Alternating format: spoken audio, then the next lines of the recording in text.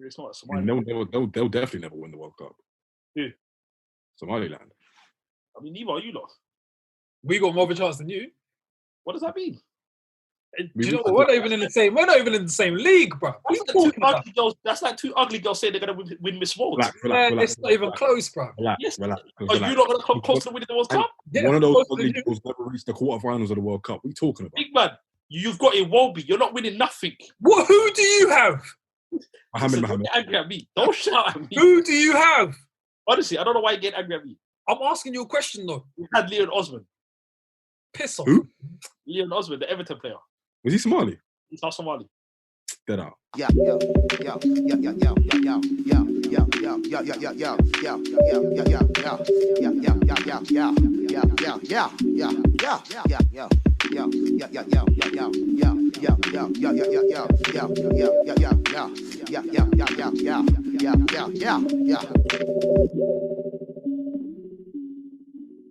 What's going on, world? Welcome to episode 28 of the Rhymes Like Dimes podcast with Peter. Yo. Mohammed. Salutations. And myself, Yemi. And we also have, do we call him a special guest? He's the fourth member of Rhymes Like Dimes gang.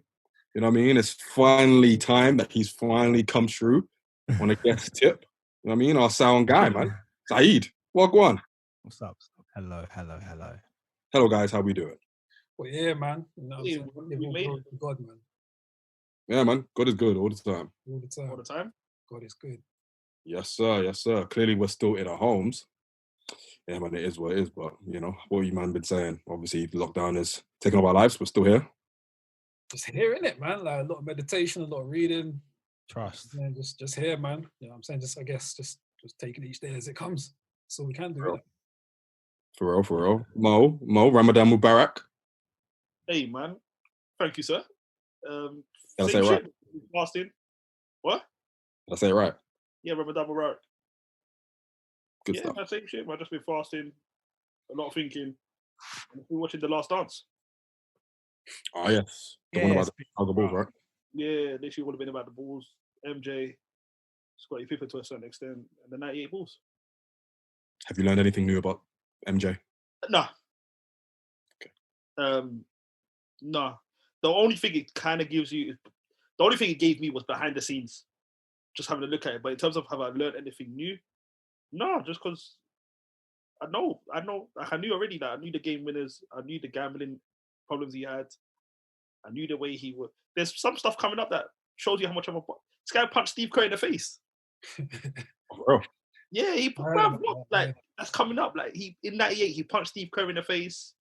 What else did MJ do? Like MJ was a bastard, man. Like MJ was to be a teammate. He didn't let Horace Grant eat on the plays if he played a bad game. Mm-hmm. Wow. He was the alpha, man. MJ was to play for MJ, and it was a lot. Like it was a lot. But yeah, did I learn anything? No. Did it prove to me that what I already thought that MJ was the GOAT? Yeah. For you. I'm not about basketball, but I imagine, him and a couple others. You know what I mean? Yeah, it's him. Depending on how far you want to go back, but yeah, it's him, and then you've got the LeBron, the Kobe's, the Kareems. Bro, at the end of the day, no one's perfect, man. But the way it was documented was sick, bro. So so far it's a perfect documentary, in my opinion. Yeah, man. Like, how many episodes so far? Episode 6, so episode 7 and 8 somewhere. Yeah, I'm gonna wait until they've done released all the episodes, and then I'm gonna binge. Bro, you're gonna just lose your mind. Like, I'm looking forward to it, man.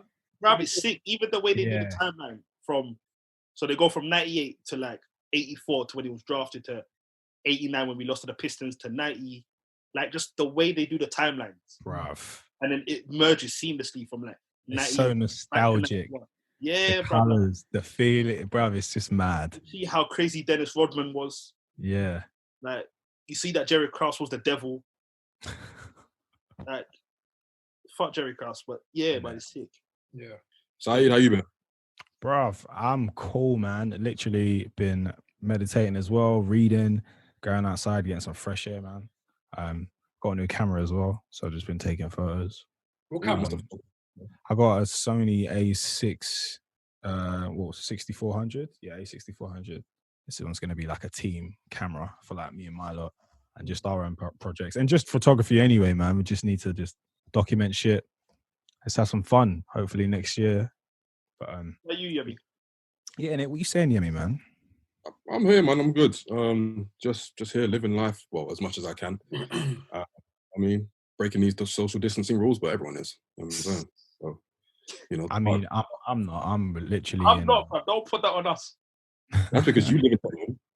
Solitary. No such thing as fresh air. And Saeed lives in bumfuck Kent. Yeah, I live in Narnia, so it's nice, bro. I've got a lot of greenery around here, to be fair. So no one's there. You know what I'm saying? Bruv, there's bare wankers, bruv. There's bare wankers. This is what I mean. Where, you know, I'm in South London. You know, I mean, there's humanity here. You know what I'm saying? Hella white people. London. Yeah, it's the same over here. Yeah, but they're more interesting. You know what I'm saying? Oh, definitely. Yeah, that's what. I've never heard. I live next door to a lesbian couple. You know what I'm saying? So it's kind of that kind of level. Okay. Hey, quirky. Hey, I'm saying. Yeah, man. Thank you guys for joining us. Obviously, we are on Zoom right now. New experience for us. Well, all about the new experiences. Before we start, obviously, we got to send a couple RIPs because 2020 has just been on a mad one. From a personal standpoint, myself and Peter's father passed away last month, the beginning of last month. And yeah, it's been a tough time for all of us. So I want to send an RIP to our dad. I also want to send an RIP to the UK rapper Ty. He passed away recently as well of coronavirus. So RIP to him. Also RIP to Little Richard as well. We've just found out that he passed away.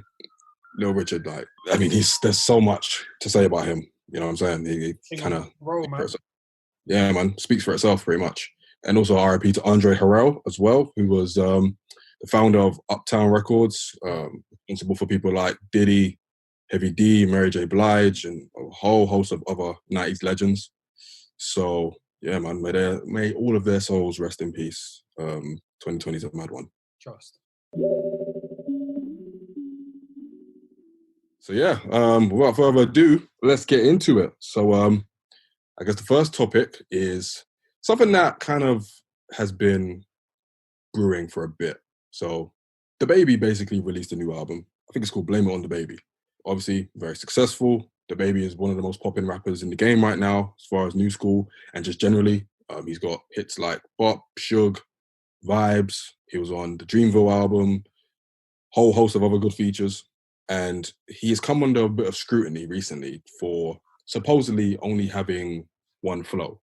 Now, his flow is kind of like he's trying to cram a million words into one bar.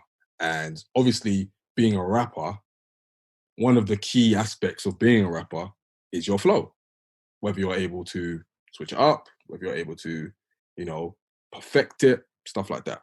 So with the criticism that he's had over the past couple of weeks since the album dropped anyway, and I'm pretty sure the criticism has been there for a while before that anyway, I guess what I want to know is, in 2020, in this very saturated rap game, like, especially when you consider the fact that rappers over the years have tested with different flows depending on who they're collaborating with and what their mood is at that time.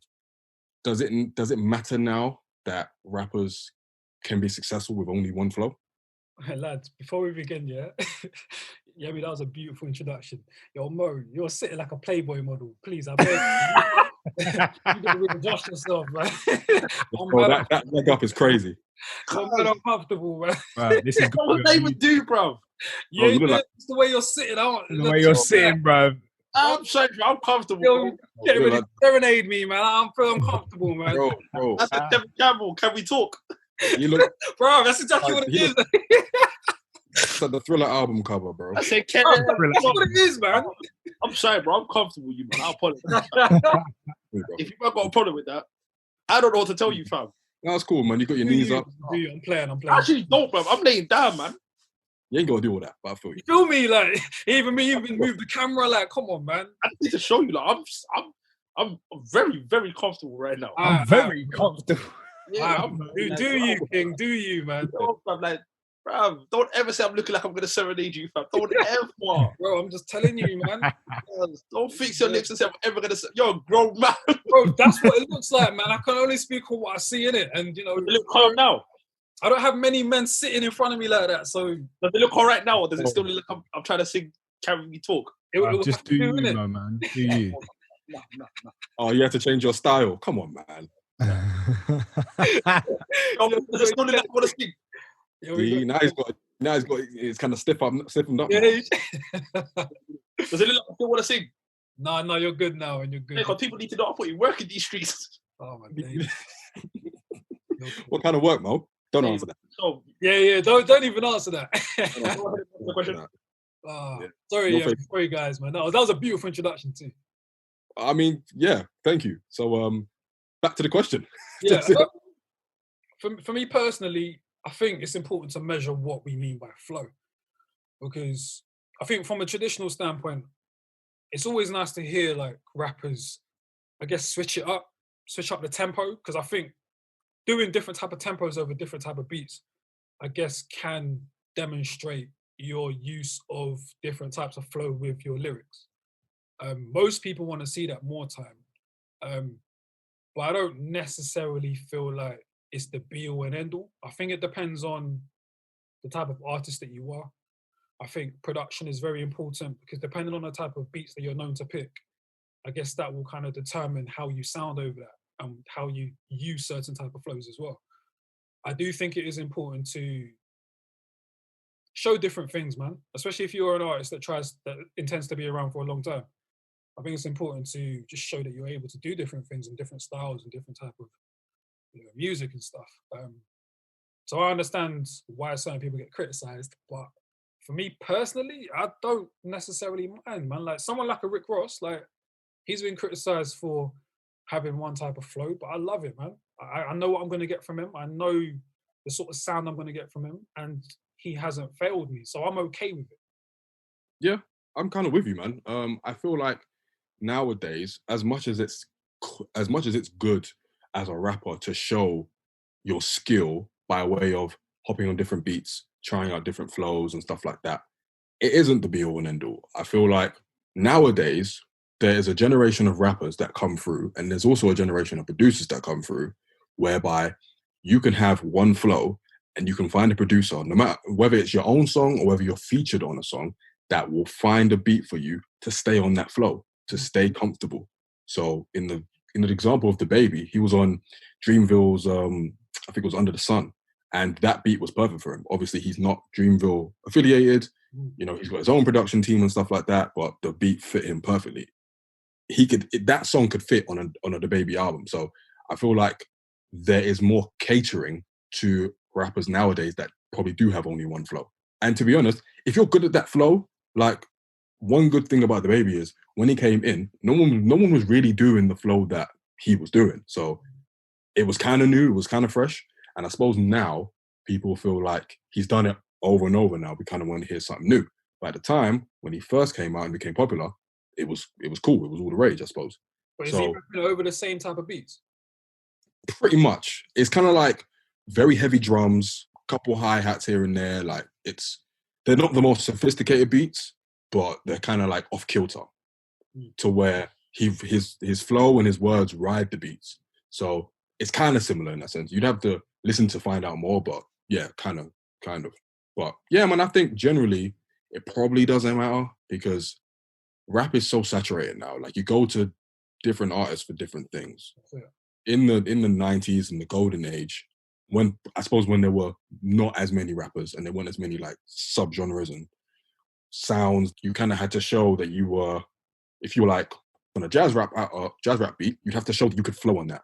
Because if you didn't, like it would stick out like a sore thumb. Nowadays, because it's so saturated, like you can find a person that you like that isn't necessarily as skilled flow-wise, but still vibe out to it. I think you hit the nail on the head. It depends on who the rapper is and what you're getting from him. Like Peter said, Rick Ross, I know what I'm going to get from him every single song. I know exactly what I'm going to hear. I know what type of beat. I know he's going to rap about.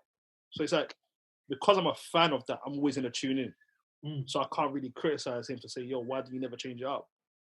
I guess the criticism he got is from the people that maybe weren't fans of Dababy, and they're like, why are people fans of someone that sounds the same? But if someone like, say, a Pusha T gives me the same, Pusha T raps about the same thing in every topic, I'm a fan of it. I'm already invested. I don't really mind. I'm never going to criticize him. And before I even tune in, I know what I'm expected to get. So I think it comes down to who the rapper is and what you're already thinking. If you already know what you're going to get from him and you're already invested, you're never really going to complain that the flow's the same because you already like that flow. And plus, it's a win. Sometimes you can't win either way, because I've seen rappers that have changed their flow and got criticized for it. Like who? I'm trying to remember. I remember there was one rapper recently. It happens a lot. There's been a couple times that I think on Jadakiss's most recent project that he put out, there's a couple of tracks where he tried to do something. I wasn't a massive fan of the last project as well. Yeah, I don't think it was great. But yeah, there was a couple of tracks where he tried to flow just a bit differently to what he usually has, and I didn't like it. You know? Exactly. So it's like what's the saying? Do or die, whatever. But you're damned if you do, you're damned if you don't. Yeah. So it's like, do you change your flow and get criticized, or do you stay the same and get criticized? It's about taking risks, though. Is it worth the risk? Exactly. Yeah. So that's it though, man. And I think we do appreciate that in certain artists as well, man. Like, you know, we like those that are courageous. We like those that take risks. Definitely. And are willing to jump outside the box and try. Like that, but like, is it worth the risk for them if they've got a fan base? Say if you're not heavily invested in them, and then they've already, do you take the risk and alienate the ones that are on the precipice of whether they like you or not? And then you change it and then you lose them fans. Yeah, I mean, it goes back to being damned if you do and damned if you don't. I think in Jadakiss's example, you have someone who has been in the game for such a long time and has done more or less the same thing throughout, that it becomes obvious when he's switching stuff up. In the case of Dababy, who's a new artist who, you know, doesn't have the same privilege as being 2 decades in the game, maybe he feels like he has to do that to, you know, kind of establish himself a little bit more before he experiments, right? And there's loads of rappers that do that. Right? There's loads of rappers who stick to a certain style and then maybe experiment afterwards. You know what I'm saying? People like Playboy Carti have been criticized for having one flow. You know, Meg Thee Stallion as well. But it works for them and it works for their audience. That affects the new school artists a lot more than the artists we grew up on. I think they're not as versatile as the ones we grew up on. I think it's because it's so saturated that's probably why. Yeah, you kind of don't have to be as talented now because your music is essentially a mood. And when people are feeling a mood, they'll switch to you. And rap fans generally, I'd say, new school ones anyway, don't really care for much. So they're not going to be out here saying, unless it's like something crazy like Blueface. And Blueface is a great example. Like his flow is... You don't have one. The good thing about his flow is that it seems as if he doesn't have one. Like he's always trying to find the beat, but it works for him. And he's got a mad corn for that. So it kind of works in different ways, basically. But yeah, generally rap fans nowadays are just, they don't really care, man. They don't really care about... The younger ones are very content with what they're hearing now. If it's the same thing, they don't mind. It's digestible. I think I'm on both sides of the argument, man. Like, because there are certain rappers where it can become a bit redundant to hear the same thing over and over again.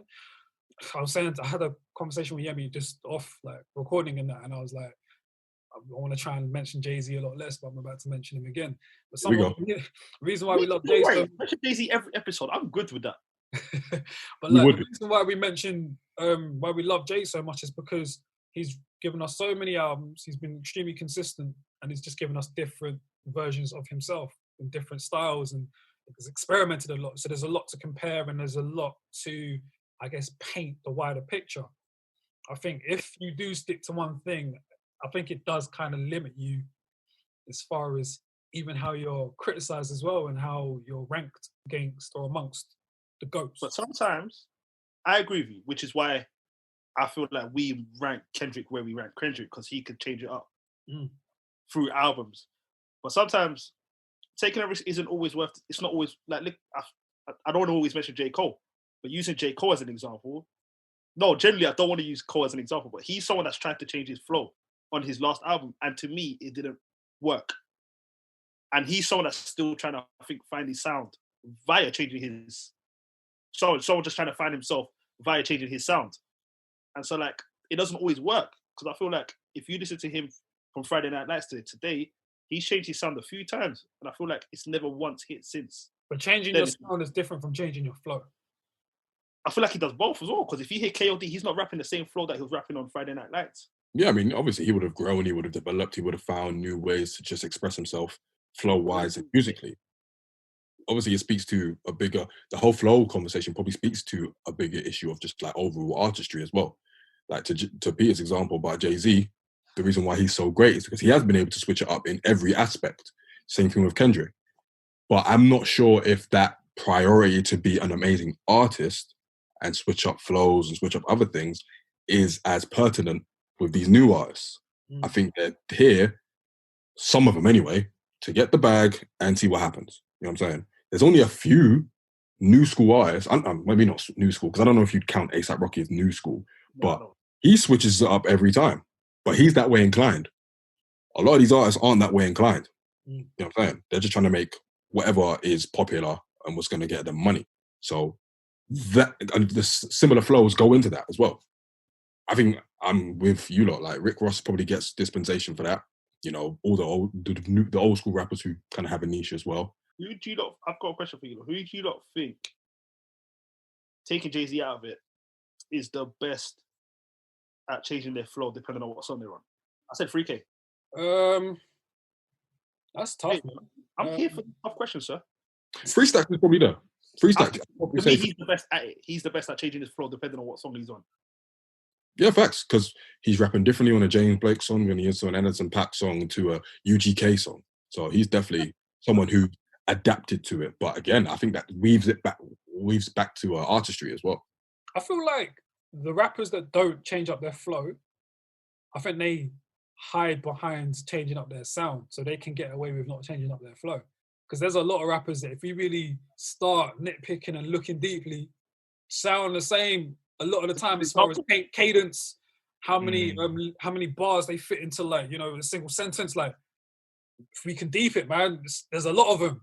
I think nowadays the new generation are the sons of, you know, Lil Wayne, Young Thug, Chief Keef, and who else would you say?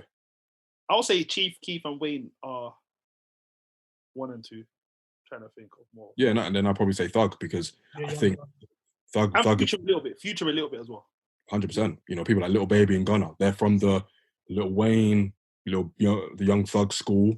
You know, someone like 6ix9ine, and you know, other people who shout are from the Chief Keef school as well. So let's not give Chief Keef 6ix9ine. I mean, let's not name Gunna and Dababy for man like Young Thug and give Chief Keef 6ix9ine. I mean, who else would you give him?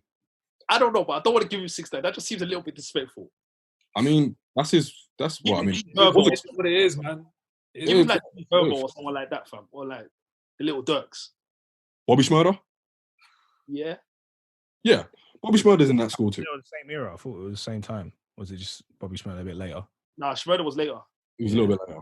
Yeah. I'll give him like the Little Dirks, the G Herbos, them kind of artists there. Yeah, I think Free Stacks is great at switching up his flow. Method Man, obviously Jay.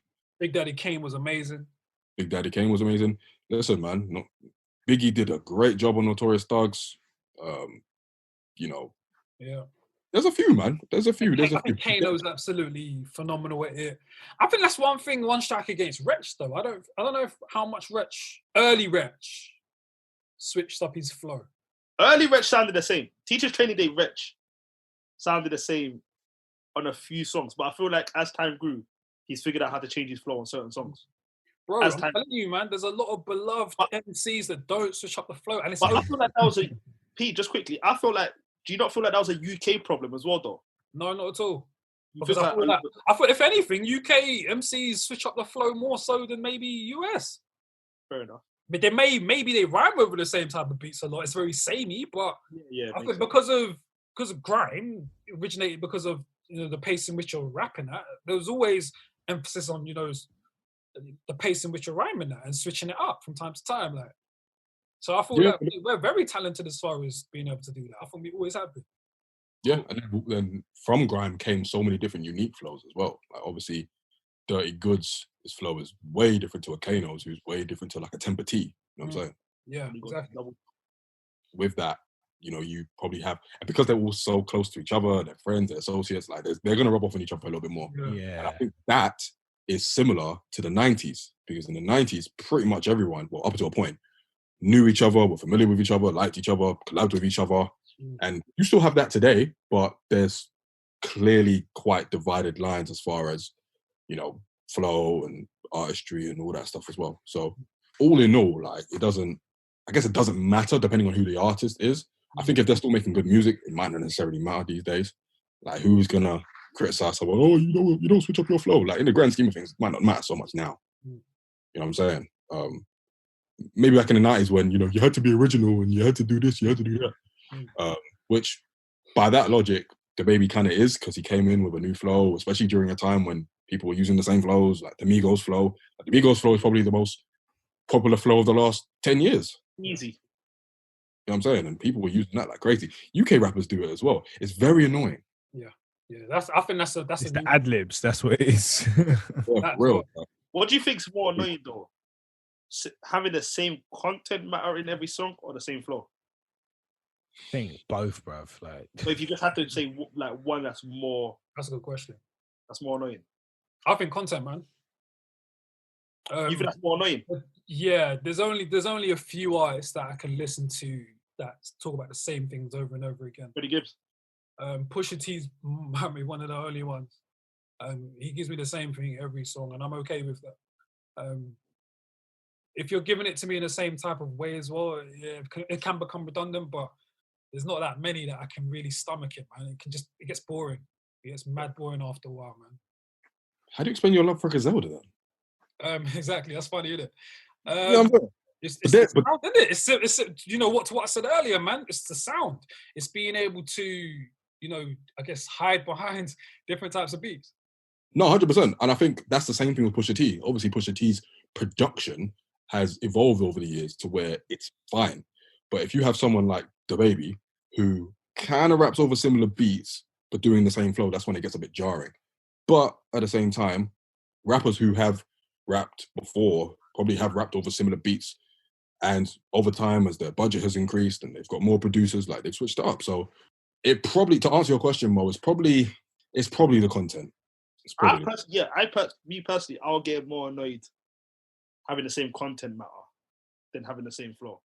Because, like, I feel like that's why someone like a Lil Wayne stopped progressing, because it was the same content single song. So I feel like people check out more quicker when it's the same content than it is. yeah, but he did go a bit different though. A few points. He went all like, Yeah, he tried the whole rock thing. Yeah, the whole rock. Yeah, no, I'm just saying, like, if you listen to, but that backfired though. It did, didn't it? Yeah, man. Absolutely terrible. Yeah, it was. The thing with Wayne is, like, it was the fact that the content was so superficial. Like, it was so, because at least with Pusha T, he finds more creative ways to tell you that he's moving drugs. With Wayne, it was literally rest in pussy. Pussy, money, weed. He said it. Yeah, it was just like he was trying to do the wordplay, all the freaking wordplay, but it was pretty much the same shit over and over again. At least with Push and Freddie Gibbs and Griselda, they are more vivid with it. And if Wayne was more vivid with it, he probably would be more popping now. Yeah, I agree. You know what I'm saying? If you just need to find new ways of saying it. And that's probably where flow comes into it. Like, if you're doing a different flow but doing the same content, then like it's gravy. Like, it's cool. Imagine doing the same flow, same content as well. Time and time again with shit beats. Listen, man, if you do it enough, you'll either turn people away or you'll, like, get a real true fan base. I think Dababy's heading for a fan base that really loves the fact that he does this one thing, and he probably will get to a point where he wants to switch it up and it won't be received as well. But that's the risk you take. I mean, it's similar to like a gigs. You know, recently last few years he's been trying to do this whole switching up with the flow, and nah. But the thing is, with gigs though, every time he switches it up, he kind of doesn't, because it's kind of the same structure. He might say the words. The tempo is being sped up a bit. Yeah, or slowed down even. Because he still does the. You know what I mean? Still does that. Yeah. And we love him for it. So, you know, it's just, I think the content obviously has a lot to do with the flow as well.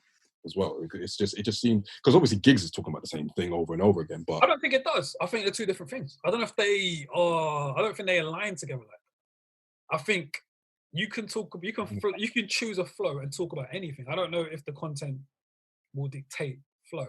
I don't know.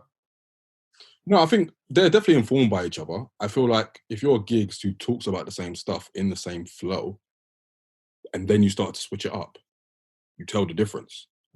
Same thing for anybody, you know what I'm saying? So they definitely inform each other. And I think one may make one more interesting, but I don't know which order it's in.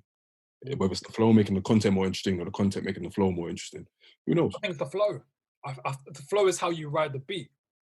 That's one of the first things that we hear, man, like how something we pick up over the type of beat. Do you know what I'm saying? So I feel like that pulls us in, and then it's what they're saying. I don't know, man. I think it's dependent. If you start a verse with like, "I fucked your bitch," fat motherfucker, sure, then you know what I'm saying. Yeah. First off, fuck the bitch and the click you claim. Yeah. Are you thinking about the flow, or are you thinking about what you're saying? Oh, yeah, good point. It's dependent, man. I think that's the thing with hip hop as well. Like, depending on the artist and depending on who it is, like. But you could argue with that though. The flow hadn't really begun in the song. He was just saying words, and then he was kind of going into it. So I don't know. That backs up that sometimes. Okay. You know what I'm saying? So when you go to the next bar, then are you still thinking about the content, or do you need more bars?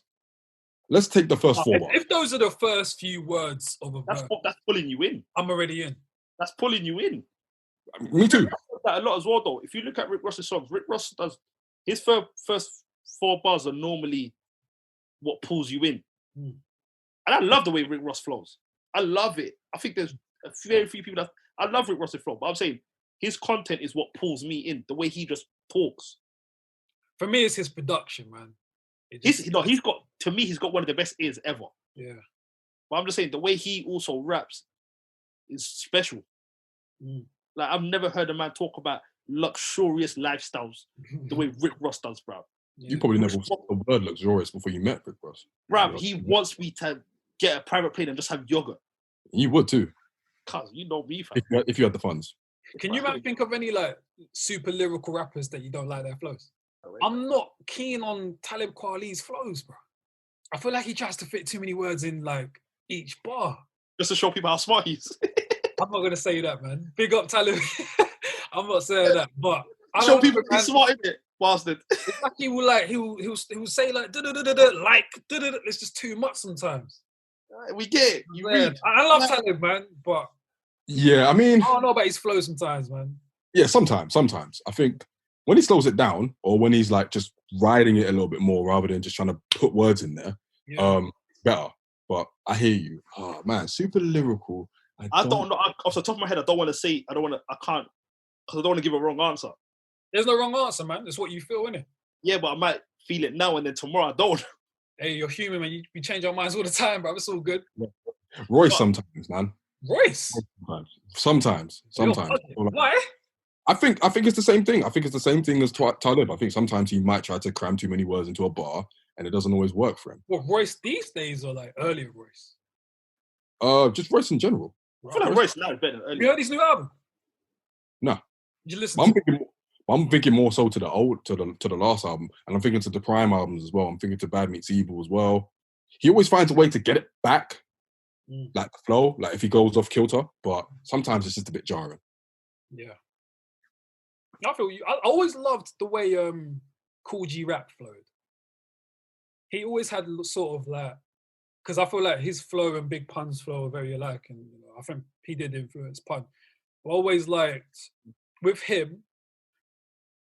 See, there's a thin line between like rapping fast and like not saying anything at all.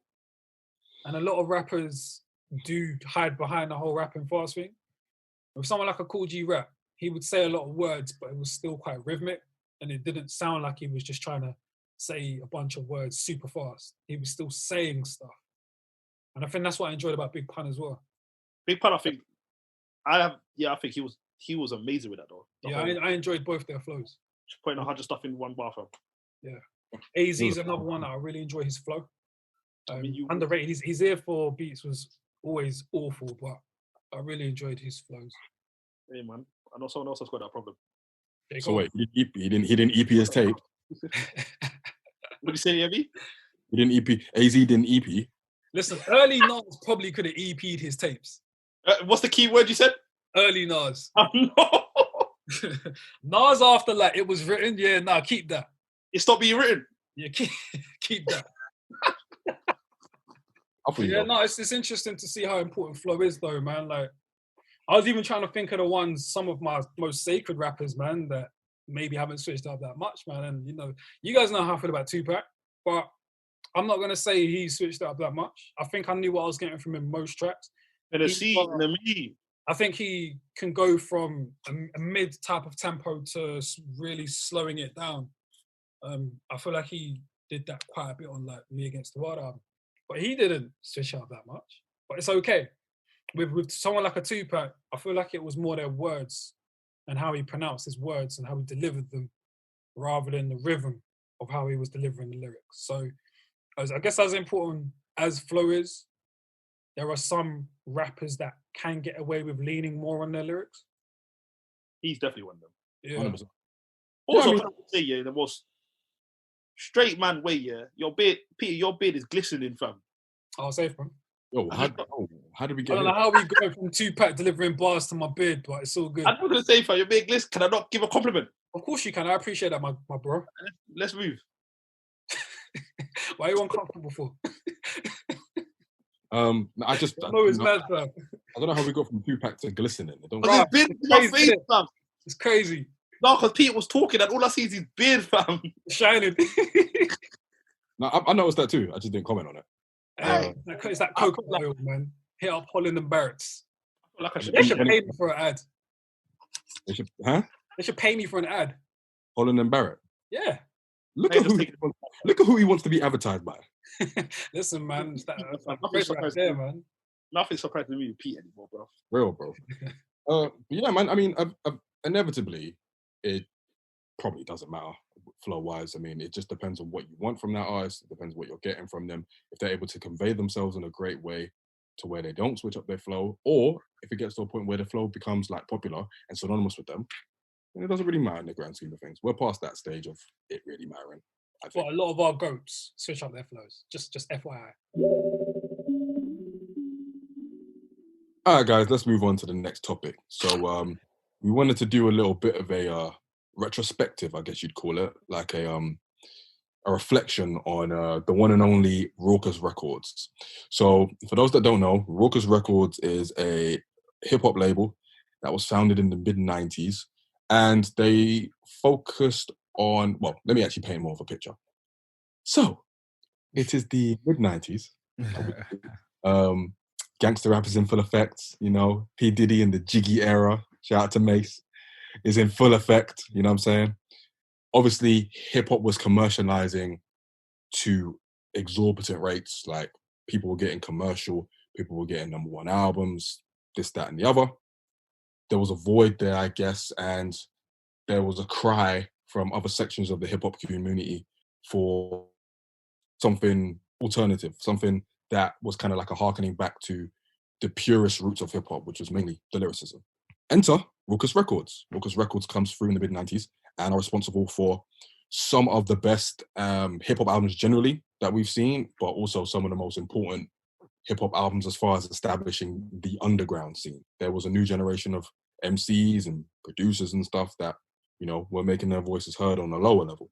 So we're talking about people like Company Flow, who are essentially like LP, his original group.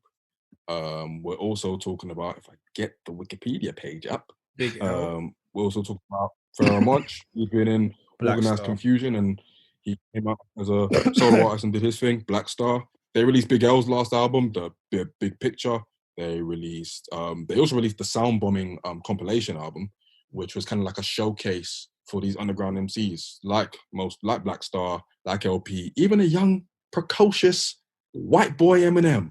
So yeah, man, it was good times. Oh, I'm glad you guys didn't bite.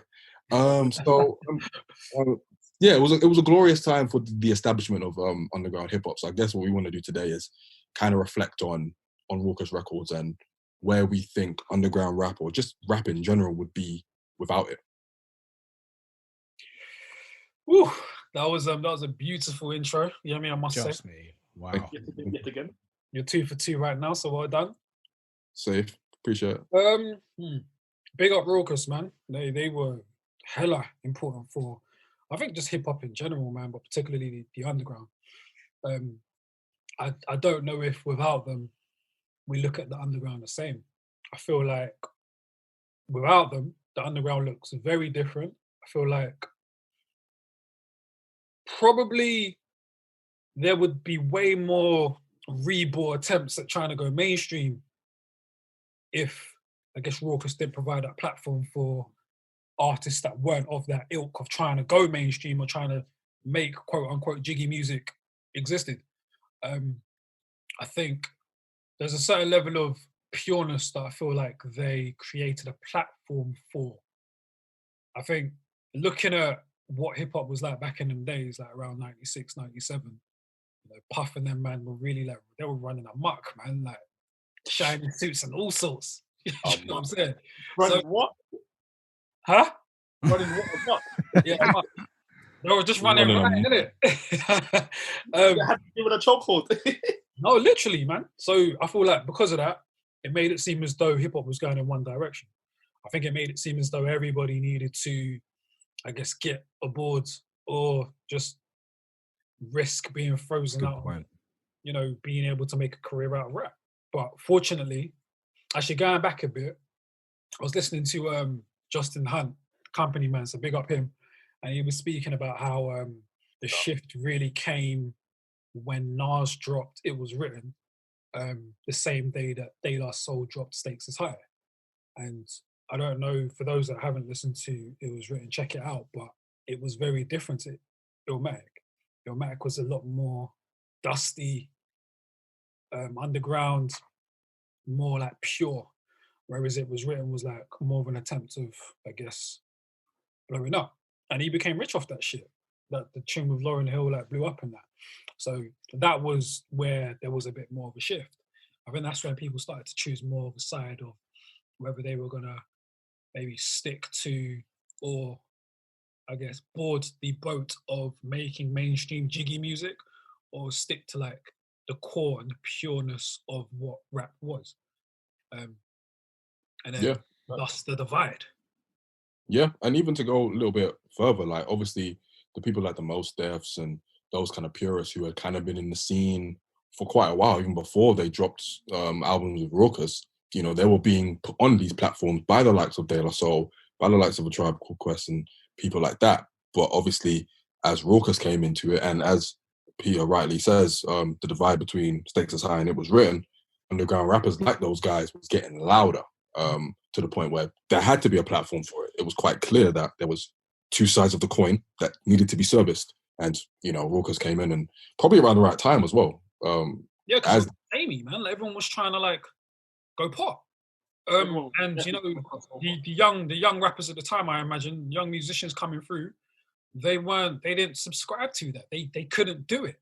They could more so lean more towards doing what was pure to them, which was the more, I guess, lyric-driven, just traditional, what we know to be traditional rap.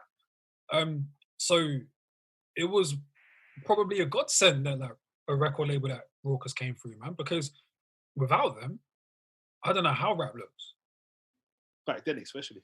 Do you know what I mean? Like, imagine having a scene where only one type of sound is being pumped through.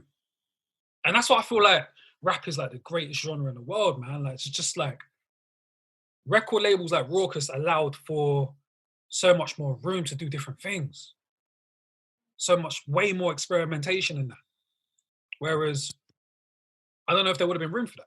100%. I don't think there would have been either. And they weren't, sorry to cut you off, they weren't the first indie label, but you could argue that they might have been the most important. The most important.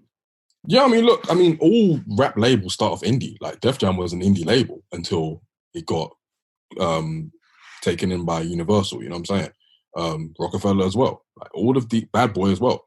These are all indie labels that then became mainstream.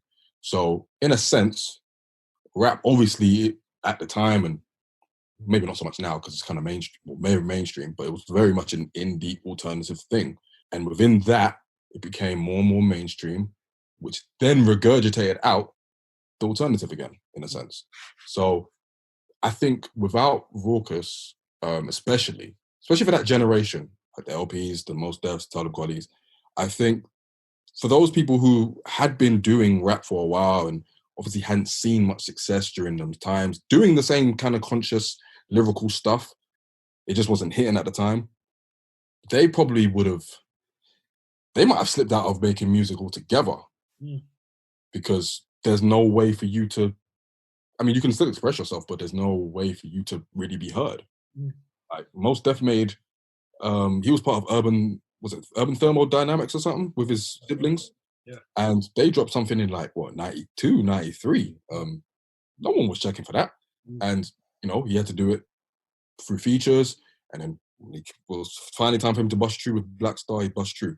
So I think the path of a lot of our favorite purist rappers is a lot different without Rawkus, basically. And even if you look at the catalog, like Black Star, Fun Crusher Plus, Sound Bombing, Internal Affairs by Pharoahe Monch, Mos Def's first album, Talib Kweli's first albums, you know, even a Cool G rap album. Like, there's loads of stuff here, man. Yeah. Loads of stuff. And I feel like it was like a return to form as far as the pureness of hip hop as well. Because like, obviously, with rappers like Chuck D and KRS and them, man, they were talking about a lot of conscious stuff as well. And I feel like a lot of the artists that Rawkus were pushing, and not that it was just about being conscious, but it was the sound in it. But because of the type of artists that, because of the type of rappers that were coming out of Rawkus, I feel like it maybe brought consciousness back to our kind of center as well. And it's funny because we say underground, but a lot of these artists would, in maybe a minor form, become a bit more than underground. I don't think they stick to it, because someone like a Mos Def, like, he went on to crazy heights if we in that realm. Yeah, 100%. I think they're given the platform in the underground to then become kind of like indie darlings in the mainstream. They're not necessarily mainstream, but they're those examples of what an alternative conscious rapper can look like in the mainstream. So obviously Mos Def releasing singles, albums, being in movies and stuff. You know, Talib Kweli on Twitter. You know, LP with Run the Jewels now. Like, LP has probably more famous now in the mainstream because of Run the Jewels, but that was a foundation started in the underground. So Rawkus was definitely like, and Rawkus tried to sign, Kanye West wanted to sign with Rawkus before he signed to Rockefeller, but they turned him down. So that kind of speaks to like the stature and the stead of Rawkus at that time as well. The fact that they were doing so much for the scene and the underground to where, you know, future legends want to sign, and obviously through severe lack of foresight. But yeah, man, I think, man, without Rawkus, I think I'm not going to say that conscious rap is synonymous with Rawkus, because it's not, but it's hard to say that though. Yeah, but as you say, like Chuck D and KRS and them, man, were conscious before any of this, but obviously conscious rap as a subgenre probably doesn't exist without Rawkus. I'm not gonna say that. I think he said might though. He said might not exist. Might not. Well, at least in the form that it took. Maybe without Rawkus, it doesn't become what it ends up being, in a sense where a lot more rappers explore it. I think if we say that without Rawkus that conscious rap wouldn't, I guess, exist, it's kind of disrespectful to you know, the Rakims, the KRSs and them, man, because they were doing that. Obviously when hip hop in the 80s was in its most purest form as well. So, and they were doing that. I think it would be a bit cheeky to say that. I understand what you're saying though. Because I feel like the Commons and the Talib Kwelis, I feel like they elevated it. Yeah, I mean, I suppose my thing is like, I don't know, I wasn't alive at the time. I don't know if they were calling what Public Enemy and them man were doing conscious rap. But we call what Mos Def and Talib and them man were doing conscious rap. If you see what I mean. I see your point. Back then it was just rapping. Yeah. Back then it was just hip hop, whereas A lot of people were on that. So I guess back then they were rapping in the 80s. But I guess when Rawkus came, it changed it kind of all up. Yeah, because it influenced probably a vast amount of people, isn't it? So yeah, because everyone was trying to wear baggy pants and dance, and then came and, to me gave me a. I'm always gonna have in depth with them because they gave me Mos Def, and Mos Def, you guys know how I feel about him. Yeah. So when the Common as well, man. Yeah, fam, they gave us all them man that wear their funny hats. So like. When they give us some top rappers, no, honestly, you don't want to talk about. You know the Erykah Badu. Yeah, someone sent me a meme recently, and these man trying to see Erykah Badu versus Jill Scott. I was dying. Yeah, bro. So like, they gave us a lot of them man there. They gave us a lot of man with the funny hats. I quote tweeted that tweet and I said it was Soul Query and Cheek. That's facts. What is that? The style? Is that the style? Is that the name of it? Soul Query and Cheek, bro. Yeah, man. What's so mad is that, like, if I was old enough back in them days, I would have been rocking them hats too. You know what I'm saying, bro? I'm a Soul Quarian, man. I'm a Soul Quarian. You know it. Like, yeah, they gave us them man there, and then they gave us a whole new not a whole new sound, but they kind of brought a sound back to life that we was missing. So we're always gonna owe them. It wasn't just the sound, brother. It was also the lifestyle, though, innit? Do you know what I'm saying? Like, that resonated with probably so many in a sense. Yeah, man. Even the music videos as well, man. Yeah, I feel like that's what I'm saying. Because of the atmosphere, not even the atmosphere, that's not the word I'm looking for. Because of like it is. Because of the soundscape that they helped bring in, there was also visuals that they helped bring in as well. Because these artists were shooting videos that weren't as flashy as, say, a Hype Williams video. Yeah, they're more relatable to you know what I'm saying. So I feel like even them man doing that allowed for the future greats to come through and definitely take from that ilk as well. Like a Kendrick Lamar, man, we ain't gonna say that Kendrick Lamar hasn't taken from that sort of feeling as well. Oh yeah, 100%. I'm saying, but all of that is there's a dual purpose to it too. There's that, but also at the time with videos like Respiration or like whatever Company Flow were doing, it also creates the aesthetic of the underground. You know, the black and white videos, the lo-fi videos, like this is what we associate with the underground. So I guess the artists that were on Rawkus kind of build what the underground is in a sense. And then it influences people like, I'm pretty sure in that same Justin Hunt video, Ninth Wonder was bigging up Rawkus. So I'm saying this is things that they were listening to when they weren't trying to listen to the jiggy shit. Yeah. So there's definitely like a whole structure of underground rap and the way people deliver their raps, the way they structure their bars and stuff, that you can credit to those rappers who are on Rawkus. So at Rawkus, you probably don't have those artists in their prime doing what they're doing and then creating what becomes the underground. It's tough, man, because it might even go back to what we classify the underground to be. Is it just rap that isn't on the charts? Is it just rap that isn't popular? Like, how do we? I think it's the authenticity, man. Rap? I think it's like you said, it's the authenticity. It's the the amount they're known, the sales, the public perception of them. I feel like there's a number of things that class someone as underground. So can you? Is it? I don't know if we can. MF Doom, like he's very known. But in the nicest way possible, him being underground, but in the nicest way possible, is he known? When you say he's very known, I think hip hop. I don't know if hip hop is surrounded more with rap purists or not, but most people that I come into contact with are aware of who Doom is, even if they don't know his music. Yeah, but that's because who do you surround yourself with? All sorts. People listen to the same type of music, really. Not necessarily. Because when I talk to, say right now, if I'm at work and you've got someone that's a casual rap fan, I don't think they will know MF Doom, for example. You're right. Yeah. Which is why I class it as underground. But like, yeah, but then who is that person then? Who are we putting the measuring stick on? Is it the general perception, or does it have to be? Is it the general public then? Because not everybody's going to be known to like a Drake level or a like. There are people that don't know who Young Jeezy is, but he's not underground. Yeah, I think with mainstream rap though, mainstream rap, topics-wise, content-wise, is more or less the same.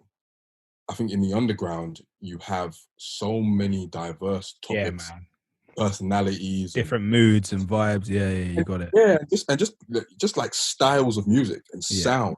Well, Yeah. like it's so different. So while there might not necessarily be a concrete definition of underground rap, like the attitude is we're doing whatever the mainstream ain't doing. Yeah. Essentially. So You whether hit that's on it now. Mos Def talking about the water crisis. Like these are not things that you hear in the mainstream. Maybe not so much. You know what I'm saying? So that's probably where I would say underground rap is at in comparison to like to mainstream rap anyway. How does the internet affect underground rap? Don't think it. Do we still have them labels? Do we still categorize that as underground rap or that as underground rap? If because of the way the internet is. I feel like the internet's bring everything. That's actually a very good question. You know what I'm saying? Because it brings it all together. Obviously, there were certain types of rap that will be known more by more people, but I think it's harder. Where you had to go out and buy music, you could more so distinguish what was underground and what wasn't a lot more. Agree with that as well. I think the internet killed the underground, really and truly, for that reason. I think because now everything is so accessible, and you got to remember, like underground rap back in the day probably wasn't as accessible as mainstream rap as well. Whereas now everything is like on Spotify or is on like if you're gonna take it back, everything was on LimeWire or all that shit. So the internet, in that sense, kind of like monopolized rap in a sense, in a way that they made everything equal. Yeah. But some things, some albums or some singles or whatever, may retain that underground essence. You know I don't know. I feel like underground rap, like the goal of underground rap is to eventually become mainstream, is it not? I don't know. What's your take on that? Do you know what I mean? That's a good point too. Do you know what I mean? Because if you look at most of the journeys of the artists that we listen to that have been underground and how far they've come, look at, do you know what I mean? Like the J. Coles, the Kendricks, the Wiz Khalifas. I'm just an example for another name. Back in the day, I would have classed someone like a Talib Kweli underground for a long time, but I feel like social media shows you how the underground quote unquote gets killed off, because I feel like his social media presence grew him off being underground, but his content and what he raps about seems very underground-ish to me, if you get what I mean. Yeah, I mean, I definitely think there's like obviously mainstream rappers and there's underground rappers, and then there's those people that kind of transcend both lines. When you talk about people like Cole and Wiz and Kendrick and Drake, these are all people that were underground to begin with, but they had the propensity and the skill to transcend that, whether it was by switching up their style or switching up the kind of music they made. When you're just an underground rapper, you're not necessarily caring about going mainstream, I don't think. You're making the music that you like that probably won't even be seen or heard in the mainstream anyway. Yeah. And you cultivate an audience because of that. It's kind of more so not catering to what they're doing.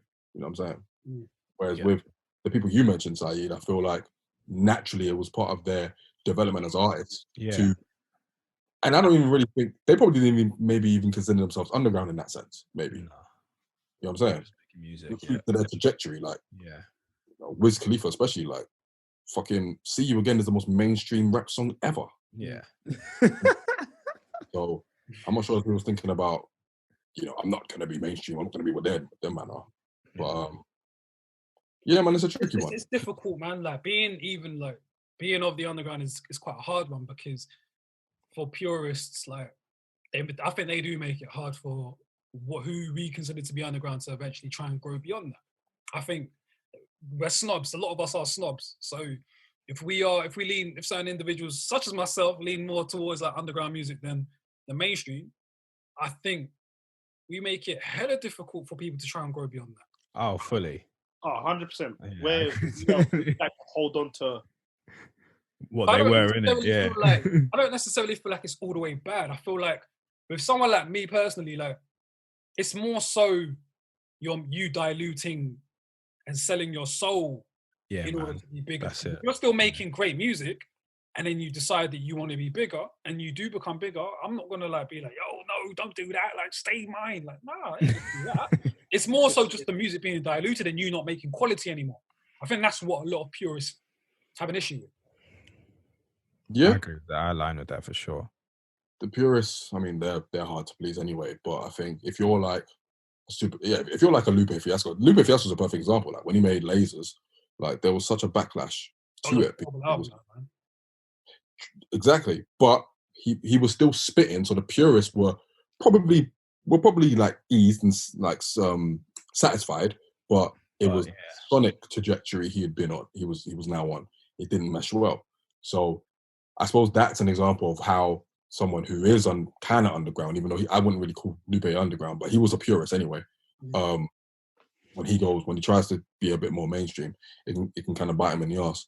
But I don't know, man. I think it's hard to please these fans anyway. Well, with Lupe though, like on the call, he did Superstar. That was mainstream, but that was a game changer. That was a banger, bro. I wasn't here for that song. What? I wasn't here for Superstar. You're bugging. In it, do you know what I mean? That was a tune, bro. No, I wasn't. I liked Paris and Tokyo, but I didn't like Superstar. I like Kick Push. I like, but I wasn't really here for like Superstar. Wasn't out of the whole album. Yeah, I keep that. What was it on the cool? I think it was there to make extra sales, bro. It was there to just add in it. No, he did, and I didn't begrudge him for doing that. The album is still amazing to me. But it's tricky. Though, but I saw what he was doing though, so it's things like that a lot of purists have an issue with, because that was a clear attempt at trying to sell more records. But then on the flip side, you could say it was maybe him exploring more of his creativity. I say so. But I also think that he became more mainstream on Lasers. I think with Superstar and all the others that charted, he probably caught a really good balance, because it was kind of more glossy sounds, but he was still telling a story. On Lasers, it seemed that he was going too far to a certain place. And that's probably where the purists got pissed off. I remember Fig tried to go commercial, and then I was like, who? Rich. Okay. Yeah, he switched it up. Yeah, when he dropped Tractor, and I'm like, that's not. You're clearly attempting something here, and that's when. But you know what though? To in Rich's defense, I feel like that song is in line with his personality. So I didn't necessarily see that as him trying to sell out. I looked at him not trying to sell out, but definitely trying to cross over at the very least. But it's like he dropped. What was the other one he dropped with the white boy? The tune with Example. Yeah. I can't remember. I know the one you're talking about. Oh, what is that called again? Yeah, so it's like I remember that. That's what I'm saying when I was growing up, and that's the first time I really went that. You're trying something here that's not really, to me anyway, that wasn't you. Is there a difference between selling out and trying to blow? I think trying to stay relevant. That's actually a difference though. Yeah, because I don't think if you're trying to blow, you're automatically selling your soul. I don't think you are. That's why I said I didn't look at it as trying to. I don't think so. I'm saying I don't think so. No. Oh, okay. Yeah, because Kendrick blew. He didn't do anything pop. You know, his first single on Good Kid was Swimming Pools. That is nowhere near a mainstream song. I think that's a good way of doing that though, of trying to maybe attract more fans, but still keeping your artistic integrity. That's the best way, really. Yeah. And that's what I think Lupe did as well with Superstar. I think I agree with you as well on that. When you think of a rapper that actually sell out. Because at the end of the day, bro, you got to take the risk. You got to innovate. Whether certain people will like it, it doesn't matter. If certain people won't like it, doesn't matter. It's just, you just got to do you at the end of the day, bro. It's your art. It'll be appreciated in one way. And that's what the underground's about. The underground is about doing you, being true to yourself, and being as artistic as you want to be. So it's definitely contradictory in being like a as well, definitely, because we promote these artists like being true to themselves, but then when we do want to explore and maybe grow a bit beyond what they're at now, like they get criticized for it. I think Pharoahe Monch doing Simon Says, I think that was a good way to, I guess, try to break out of that realm. But was that in line with his personality? I would say so. I'd probably say so too. I'd probably say so too. And again, like, even though it was a big hit, I also think, like, I don't think he was in the studio saying, I want this to blow up. Precisely. And so I guess it goes down to the mentality. If you just stumble across something, if you just make something that you want to make because you want to make it and it blows, that's not necessarily trying to go mainstream. That's just luck of the draw. That's what usually tends to happen, though, to be fair. Like, you don't expect it to be, that banger, and then it actually ends up being that banger, bro. It just Yeah, That's the most organic way, and yeah, man. that's what a lot of fans like. I remember a thing though. So who was it? You know what? I don't even want to mention. I keep mentioning J. Cole, so I'm gonna get annoyed. When he had a crossover with Workout. And it worked. Yeah. But that whole album was trash to me because it was single after single. And the irony behind that tune is I love that song. What, Workout? I love that song. Like if I'm judging it just purely from enjoying music, I really enjoy that song. But if I'm judging it against what I know J. Cole does, then I can see why people criticize. Yeah, because you can't give me. He literally gave me Friday Night Lights, then he gave me Who Dat, then he gave me Workout, and it's like Who Dat fell, throw that in the bin, and it's like Workout. What is going on here, fam? Like it was literally like what's and it works. Who are you, kind of thing? Yeah. When someone like a Kendrick Lamar done it organically with swimming pools. It stayed to his character.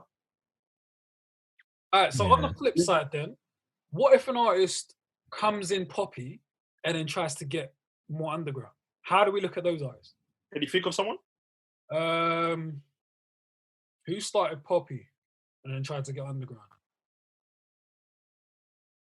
I can't think of anyone. I mean, RZA kind of did. RZA kind of did. RZA. Yeah, Prince Rakeem, innit? Yeah, RZA was Prince Rakeem to begin with, and he did "Ooh, I Love You, Rakeem," which is the biggest lie ever said on wax. But he was doing all that, like, I'm trying to woo this girl and shit. Can you imagine RZA trying to woo your girl? Yeah. Anyway, and then he went underground with Wu-Tang. Yeah, but the thing with RZA was he always had that mentality. It was during a time when it had to be somewhat mainstream. He had to have a hit. Jizza did the same thing. He did a song called "Come Do Me." Come Do Me. Come Do Me. Yeah, relax. So could you say LL Cool J? Yeah, LL Cool J as well. I wouldn't necessarily say mild hints, bruv, of that. Yeah. I think he was a good mix though, because he had like Rock the Bells, but he also had I Need Love. So yeah, he kind of came in like dual purpose. So if anything, that's probably even harder to do. And then he kind of went one way and then came back. Yeah, man, it's weird. I think he was just trying to live his best life, to be fair. Yeah, for real. Would I look at someone differently if they were trying to do underground after being pop? I think it depends on your character. Yeah, it probably does depend on the person. I think it depends on who you are. Because it's almost like they're trying to beg in it. Like it's like, yeah. But what if it's authentic? If it's authentically the person, you could tell then that they've studied it, they've taken the time out to respect the forefathers. Yeah. And also, what if someone just grows? Like, what if when you was poppy, you're in a different time space? What if you started reading books and then you're like, that's what I'm saying. As long as you pay homage to the people that actually started the trend. Like, what if you decide to wear the Erykah Badu boyfriend hat and decide, you know what? I've read Message to the Black Man. I'm a different man. You know what? It's funny. Well, I think Tiny Temper. I think he started off with Wifey Rhythm.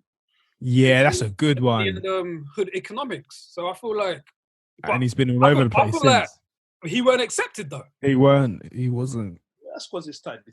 Yeah, because he's been all over the place. He started making tunes with like Bruiser and them, man, and then like it wasn't embraced, and then he went and got Labyrinth, and then he just like, you know what, fuck it, I'm gonna do this pop thing. Yeah. So now he's trying to do like Afro pop type. I don't know what he's doing. I don't know what he's doing. So him being kind of not undergroundy to begin with is kind of what burned his bridges with grime, to where when he tried to do a grime thing, it just didn't pop off. Yeah, because nobody really saw him like that. I guess your perception is what's key, innit? If you're perceived to do a certain thing and be seen in a certain light, it's then hard to take you out of that light into something that's completely opposite. Yeah. Whereas I don't think that's fair though, but yeah, man.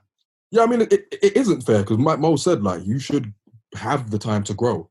Like, no artist in the first few singles is the finished article, or even the first couple albums. You know what I'm saying?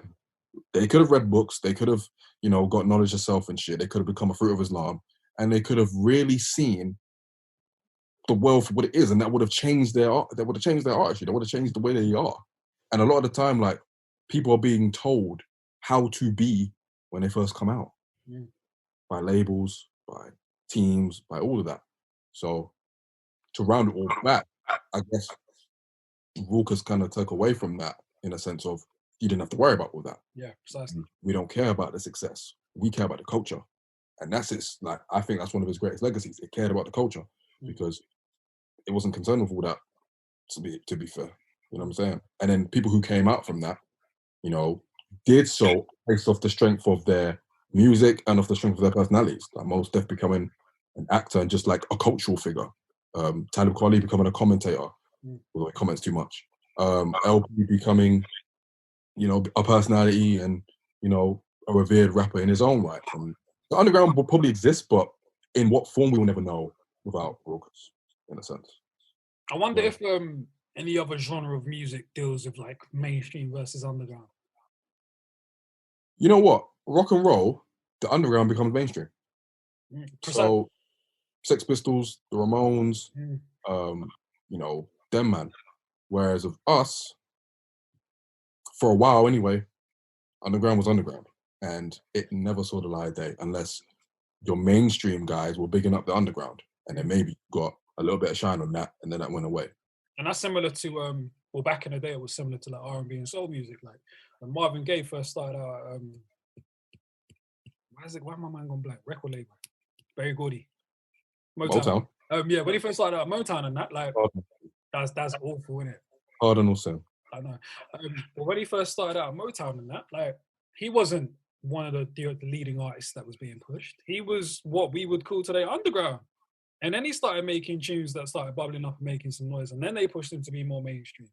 I think hip hop might be the only genre where that's accepted. I think nowadays, though, you can hear the difference between an R&B artist being underground and then going mainstream. And I think The Weeknd is a perfect example. 100. I don't know if you man listen to like House of Balloons and that, but that's like, man, that was the one. Classic. Yeah, that was the classic. His sound completely shifted when he went mainstream. I stopped listening to him as soon as he went mainstream. Stopped listening to him. That's the issue. That's what a lot of purists and underground fans have an issue with. You start, you attempt to blow up, you then become successful in that, but then the quality of the music goes down. That's the issue. Yeah. With these rock and roll artists, the quality's still there. It's hard though, man, because even Tame Impala, perfect example. When Tame Impala weren't massive, for me, they still made good albums. Then when they become more popular, they've still made good albums. So that's why it's accepted. Maybe it's because they tend to have. Sorry to interrupt you, Yemi, but I was just going to say maybe it's because they tend to have less control when they do get closer to like, you know, that level of stardom. Like, I don't know. Maybe they have less control in terms of creativity and production, which then leads them down that route. Do you know what I mean? Yeah. I agree. I think when it comes to when you're dealing with The Weeknd as well, as an example, you know, he signs to a label and then they obviously see a star in him and they want him to be a star and they influence how he's going to be and how he's going to sound moving forward. And when he kind of flipping goes from that underground realm to the mainstream, there is a bit of that underground that's lost when you do become mainstream because you have to sell certain numbers of records. You have to hit certain targets and shit like that. So you might not necessarily do that with a House of Balloons, whereas you might with like, what was the one with I Can't Feel My Face? Whatever album that was. Yeah. It's tough, man. It just speaks to overall artistry as well. Maybe The Weeknd wanted to. Yeah, from your XL days, did they sign any artists that were undergrounds when they signed them and then they allowed them to stay underground once they signed them? Well, in my time, they didn't sign anyone really. But they're historically known for getting underground people that then become some of the biggest cultural artists. Prodigy, Dizzy, Wiley. I mean, Adele wasn't really, I mean, I suppose she was like doing MySpace stuff, but she signed to XL when she did Chasing Pavements? Yeah. Okay. The first 3 albums were with XL, right? Yeah. But they're really good at that. They're notorious at that. They're good at finding Is FK Twigs is she still part of XL? Because she's yeah. Twigs is a good example as well. Young Turks as well. Big up XX, Sampha, you know, people like that. They're really good at that as well. So I feel like they took from the Rawkus blueprint, though. Yeah. Allowing artists to just be them. Yeah, I mean, you could. And even labels like Stones Throw. Perfect example. Another from that Rawkus lineage. 100%. Def Jux as well, which is LP's label. Yeah. Rhyme Sayers. To different like rap labels that probably did take from the Rawkus blueprint, because Rawkus was probably one of the first of its kind in that respect. Yeah. So I guess all roads lead back to them in a sense when we were talking about like the underground. But with hip hop, like we just compete with each other. Like that's just what we do. Yeah. The underground is going to compete with the mainstream. Is going to compete with the mainstream. Is going to compete with everything. So you kind of have to almost take sides, which isn't productive, especially when you enjoy. Big up Rawkus, man. Honestly, man, like set the blueprint for a lot of people. It would be good to hear their name a bit more, just like just to be recognised for the blueprint that they did leave. I feel like they even affected like blogging as well. I feel like maybe like late 90s, early 2000s. I feel like because of the type of artists that they were putting out there, a lot of people were looking for like-minded people that enjoy that type of music too, and that's when all these message boards and music boards, forums and shit, forums came up and that, like OK Player and that. Those are from the type of, I guess, atmosphere that Rawkus helped to create. So we got, man, there's a lot that they did. Yeah, man. We recognize it. Yeah, man. Rawkus came at a perfect time. I think if another label comes in that respect and that at that time, they might not necessarily do as much. I'm saying, because a lot of it depends on the work that they're putting out, and it's good that Rawkus were just putting out seminal albums, especially like ones that we're going to remember, ones we're probably going to be listening to for well into our old age. They definitely dropped the bag with not signing Eminem and Kanye though. They dropped 100%. 100%. They must 100%. Put the bag on Eminem. Eminem was like on one of their first album. Would Eminem have been Eminem? Kanye would have been Kanye no matter what, but would Eminem still be Eminem without? Probably not, because M needed Drake. Eminem, that's what I'm saying. Kanye is Kanye. He's gonna be him regardless. We don't know though. We don't know. I'm just saying. I think the main. I reckon Kanye could have been on Rawkus. No, what I'm saying is Kanye was more likely to blow just because of who Kanye is, but Eminem needed. I disagree, man.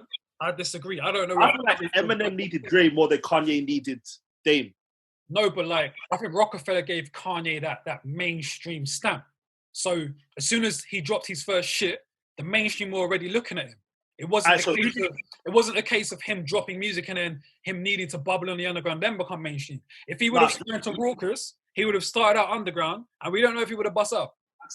I think maybe just the way I look at Kanye's talent, I think Kanye still would have blew, man. You also got to deep it. When you're with a label like Rockefeller, you have access to way more than someone that's signed to Rawkus. When you're signed to Rawkus, I imagine you got to build relationships and all of that. I think Dash already had these relationships. So I agree. Kanye to link up with. I agree with Mo though.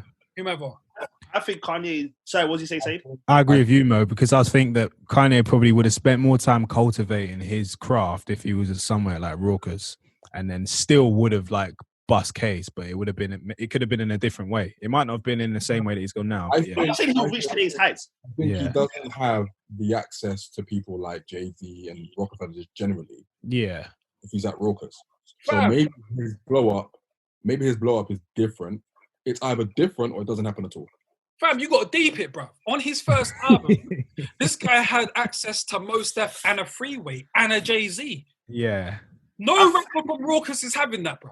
No, listen, I'm not arguing. I'm just saying Eminem needed Dre more than Kanye needed Jay.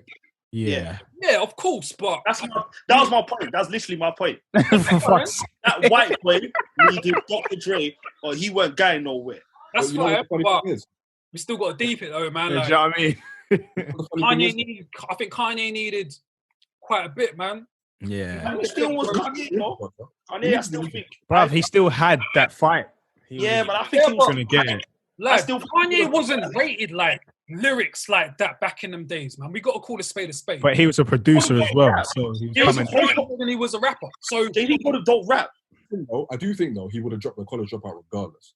Maybe it would have been lacking a Jay-Z verse, but it would have definitely been what it is. Yeah. What happens after? Who knows? But then if he drops that, then it's enough. I think that's another conversation as well. I think Kanye's Kanye signing to Rockefeller might be an underrated importance of the tie between the underground and the mainstream as well. Yeah, man. Because someone like a Kanye signing to Rockefeller and Kanye linking up with the likes of the Talibs and the Commons and that, then allowed the link between a Jay-Z and a Talib Kweli in a sense, because Jay jumped on the Get By remix. I don't know if he does that. If Kanye signed to Rawkus, I don't think that happens. I'm not going to say that did much for the record, but I think just the overview of underground versus mainstream, I feel like there was a bit of a bridge, because then after that, Jay was then quoting, if lyrics sold, I'll probably be lyrically Talib Kweli. Do you know what I'm saying? So I think Kanye's importance as far as that is underrated as well. I feel you. It's a great conversation, though. Yeah. So what we're trying to say is, if lyricism sold, Jay-Z will be on Rawkus. Yeah. No. Why? Because he had his own label, didn't it? I was gonna quote a bar, but it didn't come to me. Yeah, for fuck's sake. You didn't have to so ferociously nitpick my ting, but fine. I'm sorry, man. No, it's cool. No, I agree though. I think Eminem would have just been. He probably would have released like 2 or 3 infinites, or like gone elsewhere afterwards. I don't think Rawkus would have been it for Eminem. Eminem would have been Machine Gun Kelly by Dr. Dre. But yeah, I mean, I agree. I think Eminem and Kanye are the biggest fumbles of the bag for Rawkus. They probably would still be alive right now if they had signed them. It lived for about 12 years, but it had a very solid run. A very solid from run. what it seems, the roster looks fucking sick. Legendary run. Hip hop isn't the same without Rawkus. We're talking about them in 2020, bro.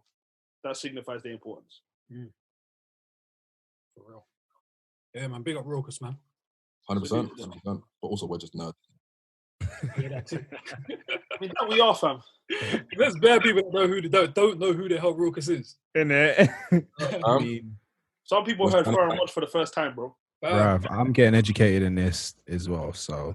Some people heard Black on Both Sides and said, what's that? I've never listened to a company flow record, though. I'm not an LP fan like that. What, really? I haven't listened to it. I want to. Huh? That's surprising a little bit. Why? It's you, innit? You're a nerd. No, I've listened, but I just don't really enjoy it. No, but that's like super nerdy shit. That's like isn't it? Super. Like, I want to listen to it, but it's 75 minutes long. Yes, Allow. That is a long thing. 75 minutes. What are we doing here, bro? Bro, I'm just glad we're past that period where like albums have got to be like 24 tracks, 85 minutes long. Like, Can you imagine? Come on, man. Let's not do that, bro. But do you know what, though? We say that. If the consumption of music was a lot slower and, people weren't dropping music as much as they are, we might enjoy those. Oh, I appreciate it, man, so much more. Yeah, because back in the days, like they were taking a lot longer to craft their albums and that. Yeah. I feel like Jay-Z was one of the first that was like dropping an album every year. But this generation today, I feel like you've got to be a special rapper to go missing for 4 years, 3 years. Yeah. Yeah, that's true. Like, you have to be special. Like Kendrick's special. He can go missing for 3-4 years. Yeah. But yeah, thank you everyone for tuning in. We'll be back to hopefully we'll be back to our regularly scheduled programming of, regular episodes and stuff. Obviously, as you can imagine, it's been a tough time for some of us. But we'll be back in the game. And this is the start of many to start off continue the rest. Yo, this is a shambles of an ending, bro. This is a shambles. Man, why could you just let that again, man? Yo, fam. Yemi, come on, man. you did a great job. Get your head in the game, fam. Yo, Mo, chat to your mans, man. Don't know what's happening. Yeah, guy. Yeah, we're back. We're front. Just chatting shit. I heard this guy say, yeah, back to our regularly scheduled.